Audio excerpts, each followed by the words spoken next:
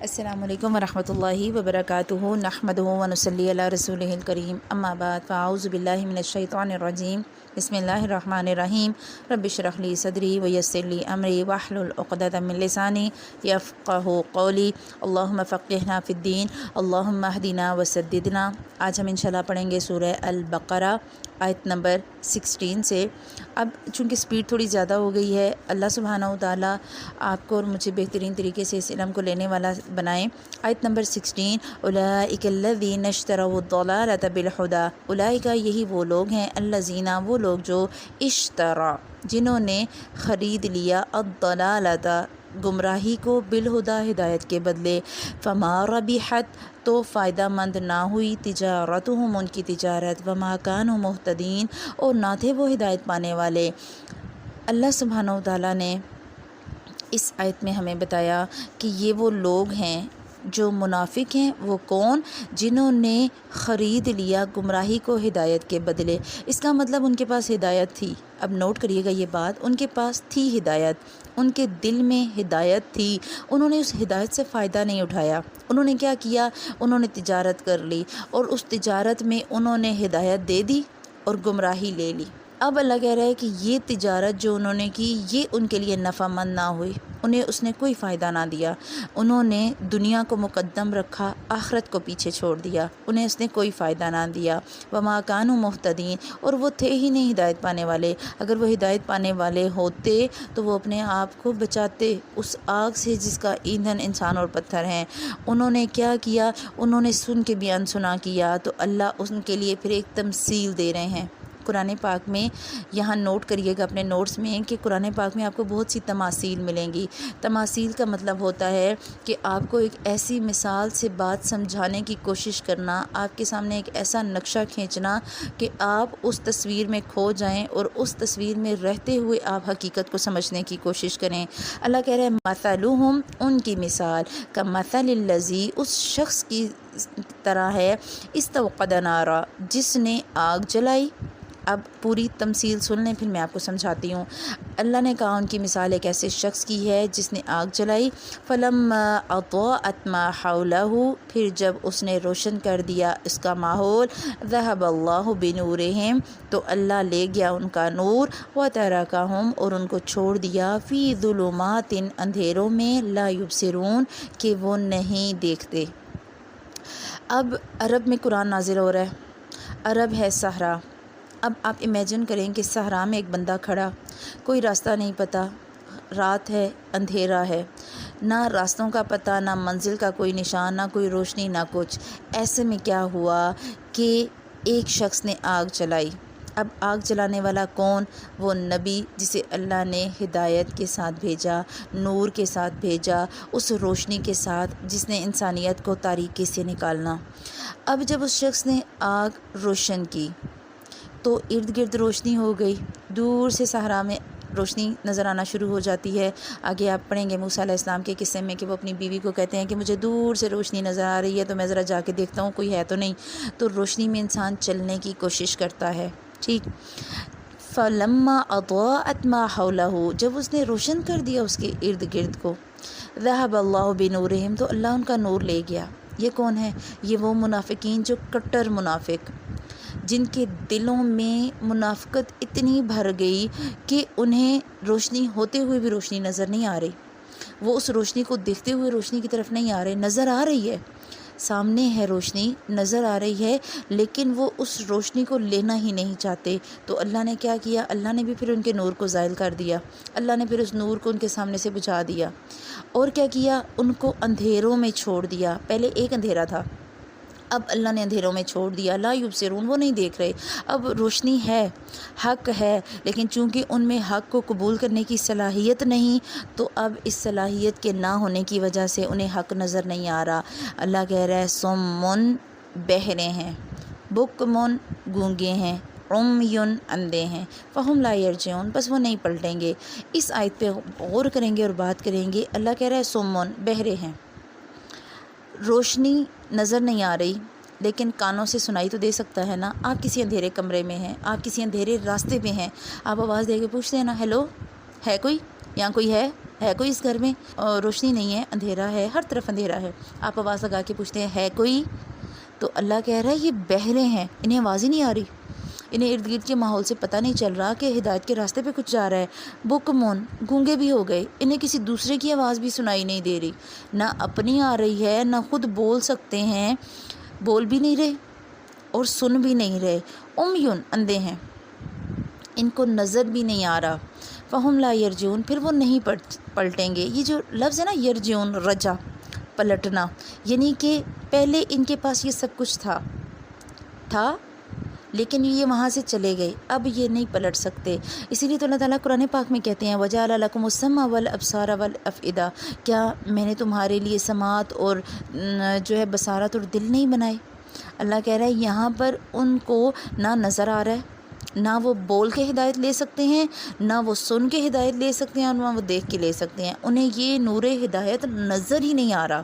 ان کی حالت یہ ہے کہ وہ ایسے راستے پر چل پڑے ہیں کہ اب وہ پلٹ نہیں سکتے، حالانکہ پہلے صحیح راستے پر تھے، لیکن اب پلٹنا ان کے لیے مشکل ہے، اب ان کا راستہ ان کے لیے دشوار ہو گیا ہے۔ اب آپ اندازہ لگائیں کہ ایک بندہ، اب جیسے وہ ہمارے یہاں مثال دی جاتی ہے نا کہ بلی کو دیکھ کر کبوتر اپنی آنکھیں بند کر لے، تو کیا بلی کبوتر کو نہیں کھائے گی؟ بلی نے تو کھا ہی جانا۔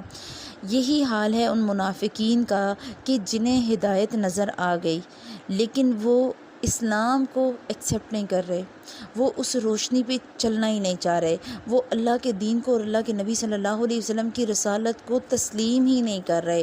اب جب دل نہیں مانے گا، دماغ نہیں مانے گا، آنکھوں سے حقیقت دیکھ کے آنکھیں دیکھے پہ آپ یقین نہیں کریں گے، تو پھر اللہ کہہ رہے ہیں نا سمن بکمن عمیون، بہرے بھی ہیں اور گونگے بھی ہیں اور اندھے بھی ہیں، انہیں کسی طریقے سے سمجھ نہیں آ رہا۔ انہیں نظر آ رہا ہے لوگ اسلام قبول کر رہے ہیں، اسلام پھیل رہا ہے، انہیں نظر آ رہا ہے اللہ اپنی جو ہے وہ کرامات دکھا رہے ہیں، اللہ کے نبی صلی اللہ علیہ وسلم کے معجزات آ رہے ہیں، لیکن اس کے باوجود یہ گونگے بہرے بنے ہوئے ہیں، تو پھر یہ نہیں پلٹیں گے۔ اب یہ جس راستے پر چل پڑے، اب ان پہ اسٹیمپ لگ گئی، اب انہوں نے نہیں واپس آنا۔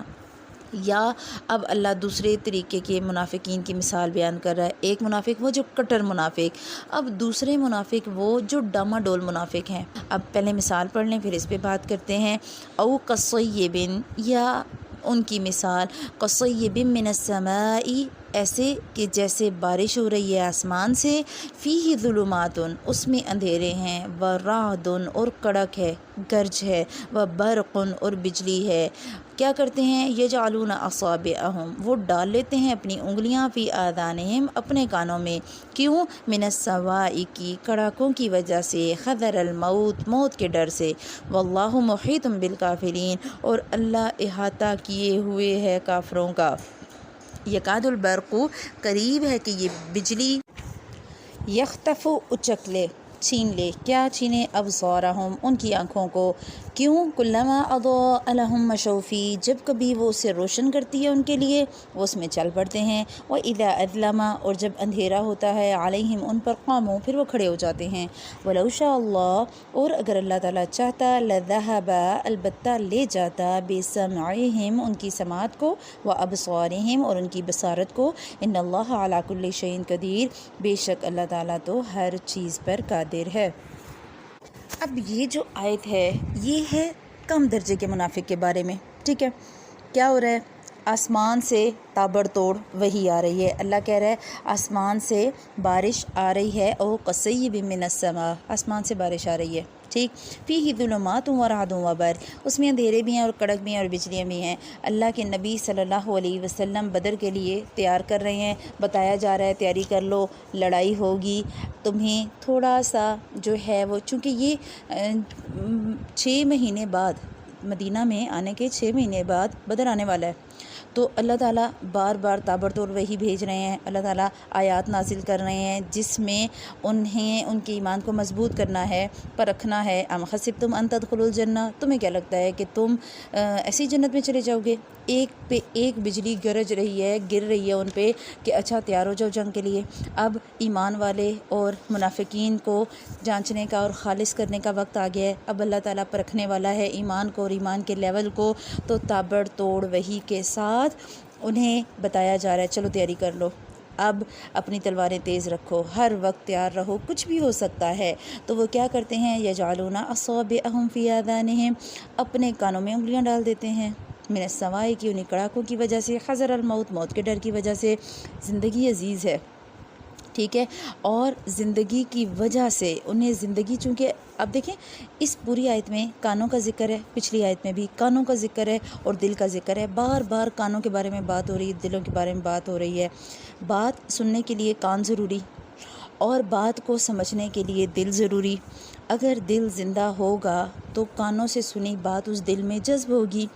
اگر آئیں گی اسلام میں مشکلات، پابندیاں آ رہی ہیں، بزدل تھے نا، ان کے دل اتنے نہیں تھے، وہ مفادات کو زیادہ ترجیح دے رہے تھے۔ اب جب دین اسلام کی روشنی آتی ہے، جب آسمان سے آیا کہ احکامات آ رہے ہیں، تو وہ کیا کرتے ہیں کہ اپنی موت کے ڈر کی وجہ سے، انہیں زندگی بڑی عزیز ہے، زندگی کی آسائشیں عزیز ہیں، تو زندگی کی آسائشوں کی وجہ سے، موت کے ڈر کی وجہ سے وہ یہ بات سنتے ہی نہیں، اپنے کانوں میں مار رہے ہیں۔ اور بہت سے لوگوں نے ایسا کیا بھی تھا نا کہ جب جنگ پہ پہلے تو کہتے تھے ہاں ہم سب کچھ کریں گے، ہم قربانیاں بھی دیں گے، ہم لڑنے مرنے کو تیار، لیکن جب کہا گیا لڑائی کا، جب کہا گیا گھروں سے نکلو، تو پھر عذر اور بہانے پیش کرنے لگے، آگے ہم یہ ساری چیزیں پڑھیں گے۔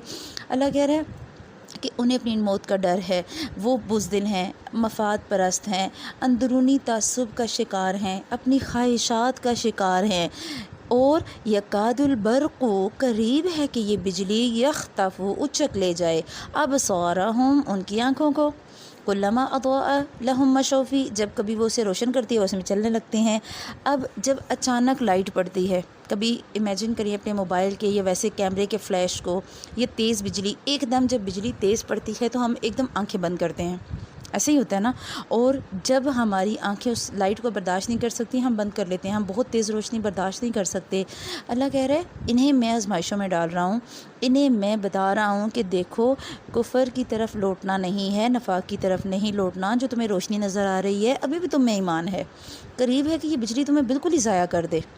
جب کبھی آسانی ہوتی ہے، دین میں سہولت آتی ہے، دین میں لگتا ہے کہ ہاں یہ کام میں آرام سے کر سکتا ہوں، تو بس اس میں وہ چل پڑتے ہیں۔ وَإِذَا أَظْلَمَ، اور جب اندھیرا ہوتا ہے، عَلَيْهِمْ، ان پر کاموں وہ کھڑے ہو جاتے ہیں، جب انہیں لگتا ہے مشکل وقت آ گیا ہے، کون کرے گا، اچھا نماز پڑھنی تو 5 وقت بڑی مشکل کام، اچھا پھر 5 وقت نماز بھی پڑھنی تو اچھا تہجد بھی پڑھنا، اچھا پھر روزے بھی رکھنے ہیں، اچھا پھر جہاد بھی کرنا ہے، اللہ کے راستے میں بھی نکلنا ہے، تو کون اتنے زیادہ کام کرے گا، تو قوموں وہ کھڑے ہو جاتے ہیں، کبھی کیا کبھی نہ کیا، کبھی کیا کبھی چھوڑ دیا۔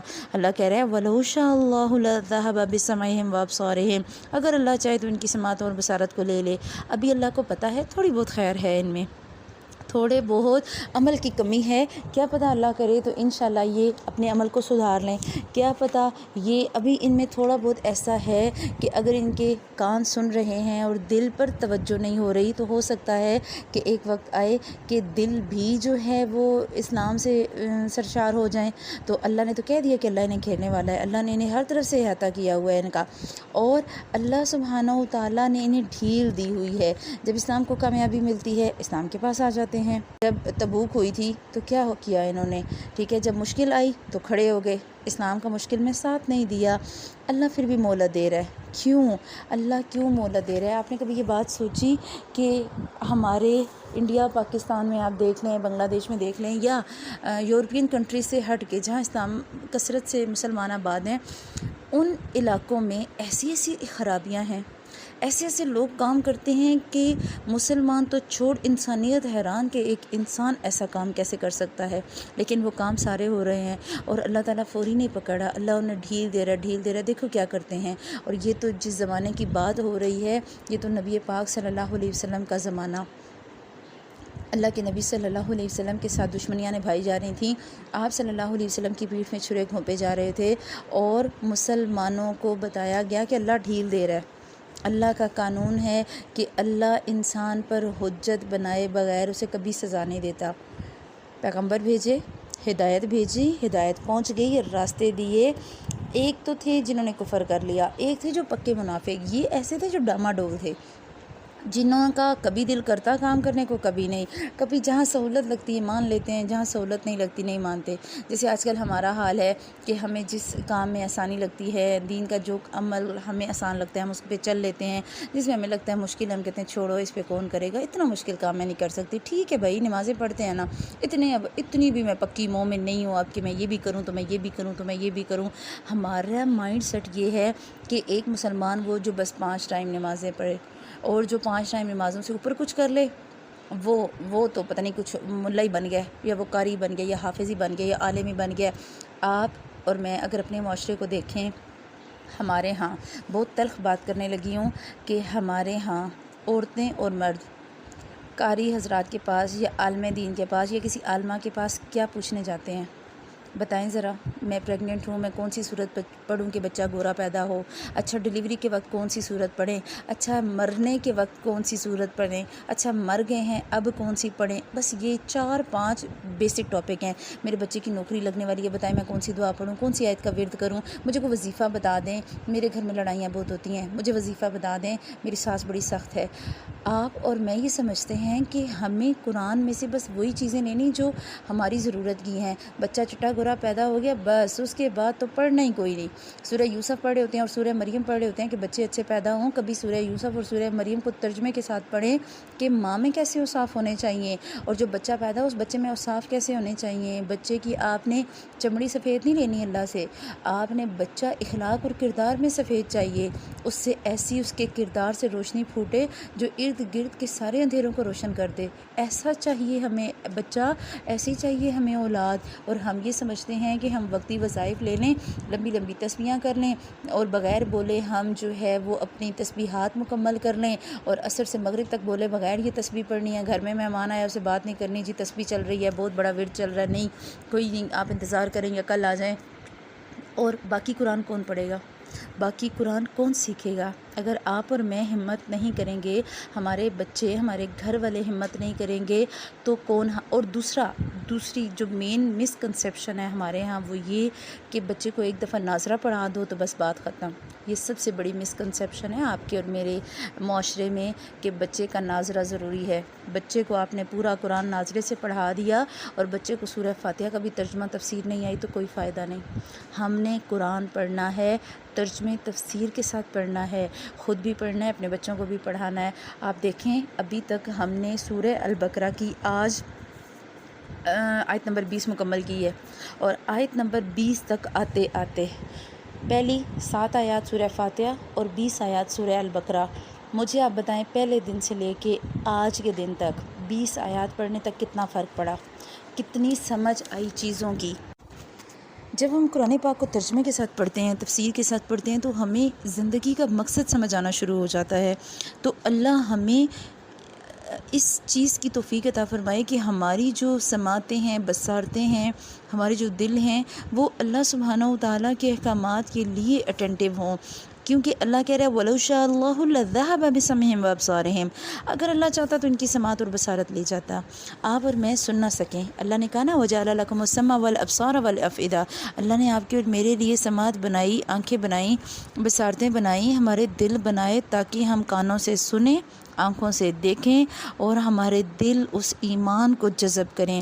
اگر ہم اپنی ان خصوصیات سے، ان صلاحیتوں سے کام نہیں لیں گے، اگر ہم کانوں سے وہ نہیں سنیں گے جو ہمارا اللہ چاہتا ہے، اگر ہم کانوں سے قرآن نہیں سنیں گے، آنکھوں سے ہم اپنے اللہ کے شاہکار نہیں دیکھیں گے، ہم اپنے اللہ کو نہیں پہچانیں گے تو کیا ہوگا؟ ہمارے دل مردہ ہو جائیں گے۔ اللہ تو ہر چیز پر قادر ہے، ان اللہ علی کل شیء قدیر، اللہ تو ہر چیز پر قدرت رکھتا ہے۔ میں بول رہی ہوں اس وقت، اگر میری اللہ تعالیٰ بولنے کی صلاحیت لے لے میں کیا کر سکتی ہوں؟ آپ سن رہی ہیں، آپ کے سننے کی صلاحیت اللہ لے لے آپ کیا کر سکتی ہیں؟ تو اللہ نے جو ہمیں چیزیں دیں، اللہ کی نعمتیں ہیں نا یہ، تو ہمارا کام کیا کہ ہم ان نعمتوں کو اس راستے میں لگائیں جو ہمارے لیے آخرت کی کامیابی کا راستہ ہے، ہم اس راستے کو چنیں جو ہمیں جنت تک لے کر جانے والا ہے۔ ہمیں اللہ سبحانہ و تعالیٰ نے، ہم نے مانگی تھی ہدایت، اہدنا الصراط المستقیم صراط الذین انعمت علیہم۔ اللہ نے انعام یافتہ لوگوں کی ڈیٹیل بتانے سے پہلے آپ کو اور مجھے ان بیماریوں سے آگاہ کیا کہ جو بیماریاں ہمیں ہمارے راستے سے بھٹکا سکتی ہیں۔ ہم نے شروع میں پڑھی متقین کی صفات، اس کے بعد اللہ تعالیٰ نے کافروں کے لیے ایک لائن بھیجی قرآن میں، اور آگے ساری آیات ہیں منافقین کے بارے میں، کیونکہ ہمیں ان برائیوں سے بچنا ہے۔ نفاق سب سے بڑی بیماری ہے کہ آپ کی زبان پر تو کچھ اور ہے، آپ کے دل میں کچھ اور ہے۔ آپ کی زبان تو اللہ اللہ کر رہی ہے، آپ زبان سے تسبیح پڑھ رہی ہیں، اور آپ تسبیح کے دانے گراتے ہوئے آپ کا دل نہیں ہول رہا، دل اللہ کا شکر ادا نہیں کر رہا، تو پھر کیا فائدہ اس تسبیح کا بھی۔ آپ نے اور میں نے باشعور ہو کر عمل کرنا ہے، ٹھیک ہے، پورے غور سے، پورے فکر سے اس قرآن کی ایک ایک آیت کو سمجھنا، اور جب سمجھ آ جائے پھر اس کو عمل میں لانا۔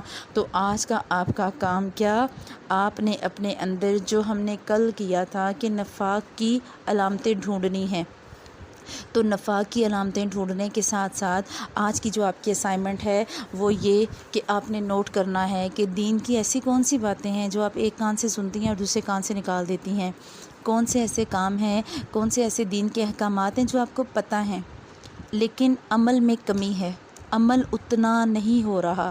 پتہ ہے یہ کام کرنا ہے، دعائیں ہیں، اذکار ہیں، پتہ ہے یاد کرنے ہیں، یاد نہیں ہوتے دیکھ کے پڑھنے، صبح شام کے اذکار پڑھیں، آنے جانے کی دن کی روٹین کی دعائیں۔ الحمدللہ جو ہمارا گروپ چل رہا ہے قرآنی اور مصنون دعاؤں والا، یا جو میرے نبی کی سنت والا، ٹھیک ہے، من احب سنتی فقد احبنی، اس میں جو دعائیں چل رہی ہیں، تو آپ ان دعاؤں کو اپنی زندگی کا حصہ بنائیں، نوٹ کریں کہ کون سا ایسا کام ہے، کہ کون سا ایسا عمل ہے جس میں ابھی پیچھے ہوں، مجھے پتہ ہے اور میں وہ عمل نہیں کر پا رہی۔ کہیں ایسی کوئی بھی بات جو آپ کو لگے کہ آپ کو صراط مستقیم سے ہٹانے والی ہے، کیونکہ جب ہم عمل میں کوتاہی کریں گے، ہم عمل کو کم کر دیں گے، تو اللہ کیا کرے گا، اللہ تعالیٰ اچک لے گا، یحتف ابصارہم، اللہ تعالیٰ تو آنکھوں کو اچک لیں گے، پھر آپ اور میں حقیقتیں پہچان بھی نہیں سکیں گے، اللہ کی مصلحتیں سمجھ نہیں سکیں گے۔ تو اللہ سبحانہ وتعالیٰ سے دعا ہے، اللہ سبحانہ وتعالیٰ چونکہ ہر چیز پر قادر ہے، تو اللہ اپنی قدرت کے ساتھ ہمیں صراط مستقیم پر جما دے۔ دعا کیا کریں، اللہم اہدنی وسددنی، اللہم اہدنی، اللہ مجھے ہدایت دے دے، وسددنی، اور سیدھے راستہ دکھا اور مجھے سیدھے راستے پر جما دے۔ یا مقلب القلوبی ثبت قلبی علی دینک، کہ اے دلوں کو ثابت قدم رکھنے والے میرے دل کو اپنے دین پر ثابت قدم کر، اور یا مصرف القلوب صرف قلبی علی طاعتک، ہے دلوں کو پھیرنے والے میرے دل کو اپنی اطاعت پہ پھیر دے، مجھے اپنا فرما بردار بندہ بنا، مجھے اپنی فرما بردار اطاعت شعار بندی بنا۔ جب اللہ سے دعا مانگیں گے وہ ضرور ہماری دعائیں سنے گا۔ سبحانک اللہم و بحمدک، نشہد ان لا الہ الا انت، نستغفرک و نتوب الیک۔ السلام علیکم ورحمۃ اللہ وبرکاتہ۔